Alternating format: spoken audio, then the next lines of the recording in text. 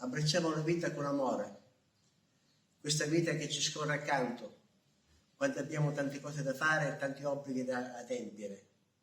Non ci accorgiamo dello scorrere del tempo, eppure sarebbe facile fermarsi un attimo a riflettere.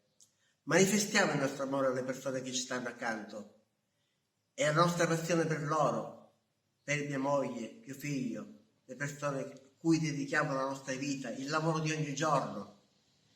È difficile alzarsi la mattina alle 5 per andare a lavorare, ma se si fa con amore, anche questo diventa facile, pensando che da questo sacrificio ricavi il sostentamento per te e per la tua famiglia.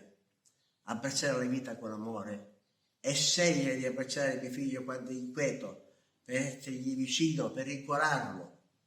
Abbracciare la vita con amore significa inoltre accettare le nostre disfatte, alle quali non ci siamo rassegnati, accettare le ingiurie del tempo e dell'età che avanza. Accogliamo tutto questo con amore. Accogliamo con amore anche le nostre incapacità di amare sempre tutto e tutti.